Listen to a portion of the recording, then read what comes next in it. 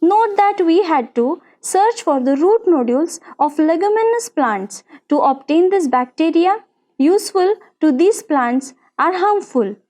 Students, you are delighted to eat a chocolate. Chocolate is made from seeds of cocoa plant. Do we eat the seeds to fulfill the need of eating a chocolate? Initially, the cocoa seeds are roasted in a furnace. After that, these seeds are grinded to powder form. In this powder form, sugar essence of different flavors, preservatives are added. Then in the factories, chocolate is prepared from cocoa powder. We relish eating chocolates. In the same way, in the Earth's environment, approximately 78% nitrogen is necessary for the growth of plants, but it cannot be consumed by plants. At such time, rhizobium bacteria are used. These bacteria have mutual relationship with ascetic plants. Mutual relationship means dependent on each other and nutrition fulfillment of each other. Rhizobia living in the root nodules supply nitrates, nitrites and amino acids to that plant and in exchange get energy in the form of carbohydrates from it. Such a mutually beneficial relationship is called symbiosis. Rhizobia produce nitrogenous compounds from atmospheric nitrogen. However, for this process of nitrogen fixation, they need leguminous plants like beans, sweet pea, soya bean, etc. as host. Beans and pulses are rich in proteins due to the nitrogenous compounds made available by rhizobia. After harvesting a leguminous crop, the leftover roots and other plant parts are deliberately dumped in the farm soil to maintain its bacterial population. The use of rhizobium has helped to reduce the use of chemical fertilizers and thereby their adverse effects. It has also helped to reduce expenses on fertilizers and thus works to the benefit of farmers. Nowadays, seeds are coated with rhizobial solution or powder before sowing. After sowing, rhizobia enters the plantlets. This is called rhizobial inoculation. This experiment has helped in the supply of nitrogen to cereal and other crops besides leguminous crops. Activity: bring active dry yeast from the market. Mix a spoonful of yeast, 2 spoonfuls sugar with a sufficient quantity of lukewarm water in a bottle. Fix a colorless, transparent balloon on the mouth of that bottle. What changes do you observe after 10 minutes? Mix lime water with the gas accumulated in the balloon. Collect that lime water in a beaker and observe it. What do you notice? Take a drop of the solution from the bottle on a glass slide. Put a cover slip over it and observe it under the compound microscope. Store the solution in the bottle carefully. Do you see the colorless oval cells of yeast on the slide? Some of those cells may have small round bodies attached to them. These are new daughter cells of yeast in the process of formation. This method of asexual reproduction is called budding. Yeast is a heterotrophic fungal microbe that grows on carbon compounds. Yeast is a unicellular fungus with 1500 different species in existence. The yeast cell is a eukaryotic type of cell. In the above experiment, yeast grows and multiplies very quickly due to the carbon compounds in sugar solution. In the process of obtaining nutrition, yeast cells convert the carbohydrates in that solution into alcohol and carbon dioxide. This process is called as fermentation. How is bread made? Let us find how to use the solution prepared in the above experiment to make bread. Students, let us take a glassful of warm milk.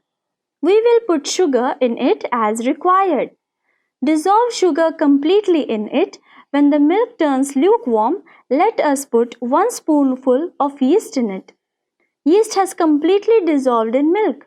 We can see that milk has become thick. Pour 1 cup of maida, wheat flour, that is approximately 100 gram maida or wheat flour. Now pour water and salt in required quantity and knead the dough properly. Now once again knead the dough. While kneading the dough, it should be a little moist and soft. Now put butter on it and rest it for 15 minutes. After 15 minutes, again knead the dough. This time, the dough will not stick to your hands. Now apply some oil on your hands. Take little flour and now knead the dough and keep it aside. Now take a steel mold. You can get them easily in market.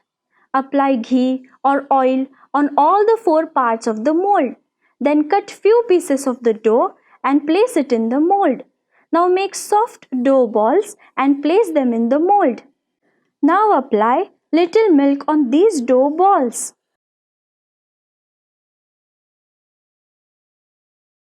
Use the pressure cooker in your home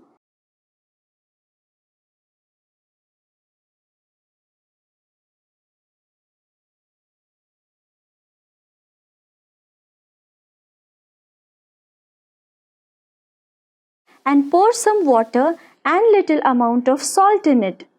Now place a mesh on it. Keep the dough balls in it and place the cooker on gas. Remove the whistle of cooker before placing the cooker on gas. Also remove the rubber ring. After placing the cooker on gas for half an hour, we can see that bread is prepared. Bread becomes fluffy because yeast reacts with sugar and flour. When fermentation takes place, carbon dioxide gas is created.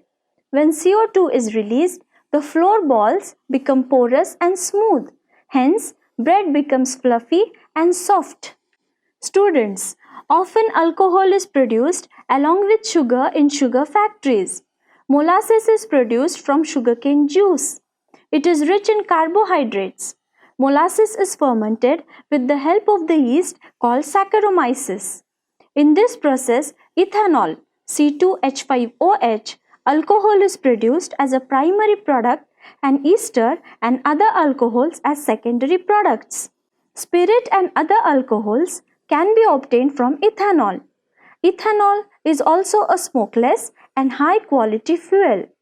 Besides molasses, maize, barley and other grains are also used for industrial production of ethanol. Glucose and fructose, the sugars present in grape juice, are also fermented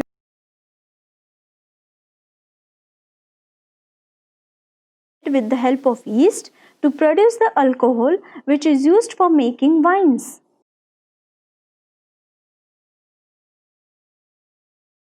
Students, recently it has been made compulsory in India and some other countries to mix 10% ethanol with fuels like petrol and diesel. What is the reason for this?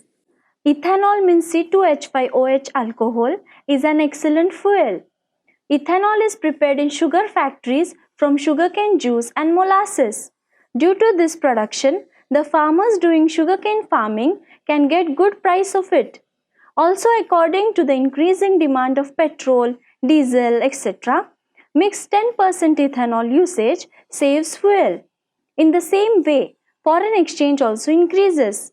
The pollution caused by carbon monoxide reduces. Why are wineries located near Nashik in Maharashtra? The Nashik district of Maharashtra has abundant orchards of grapes at different locations.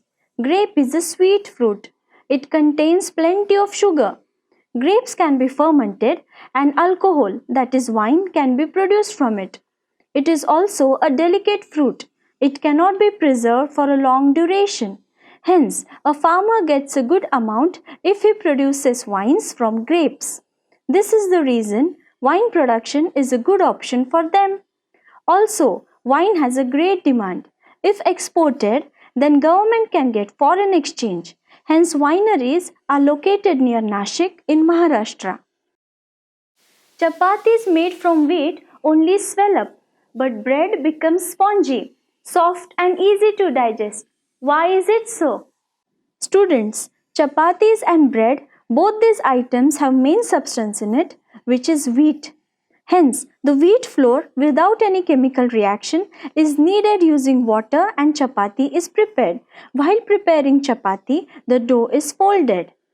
When the chapati is placed on the pan or gas, then the water in the flour of the chapati is vaporized.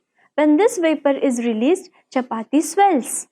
But when bread is prepared from the wheat flour, in the flour, milk, sugar, maida and yeast, that is microorganisms that grow on carbonized substances. Yeast grows in wheat flour. At that time, yeast cells convert the carbohydrates into alcohol and carbon dioxide gas. This process is called fermentation.